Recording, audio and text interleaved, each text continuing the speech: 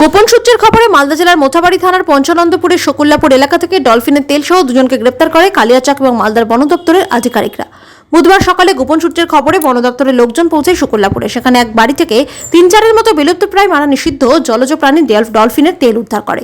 সঙ্গে দুজনকে গ্রেপ্তার করে বন দপ্তর। জানা যায় এই তেল মাছের চার হিসেবে ব্যবহার হয় এবং অনেক সময় ব্যথার কাজেও লাগে, এমনটাই দাবি তাদের। গ্রেপ্তার করা দুজনকে নিয়ে আসা হয় কানিরমোড় ফরেস্টের রেঞ্জ অফিসে। সেখানে তাদেরকে জিজ্ঞাসাবাদের পর বন দপ্তর তাদের মালদা কোর্টে তোলে এবং দুজনের বিরুদ্ধে ওয়াইল্ড লাইফ অ্যাক্ট অনুযায়ী নির্দিষ্ট ধারায় মামলা রুজু করে। একজনের নাম ক্ষুদিরাম মণ্ডল, বয়স 56, আর একজনের নাম সুজিত চৌধুরী, বয়স 46, এবং এই ঘটনার আরও তদন্ত শুরু করে বন দপ্তর।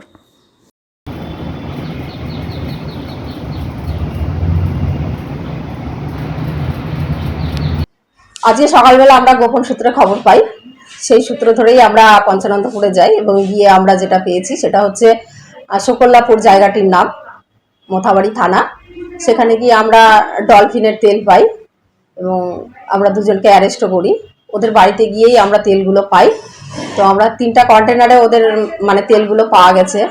একজনের নাম হচ্ছে সুজিত চৌধুরী, আর একজনের নাম হচ্ছে ক্ষুদিরাম মণ্ডল। তো ওনাদের দুজনকেই তুলে নিয়ে আসা হয়েছে।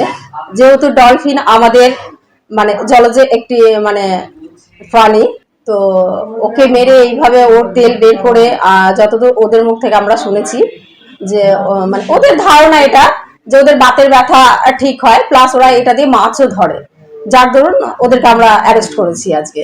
তো আজকে আমরা ওদেরকে কোর্টে চালান করে দেব।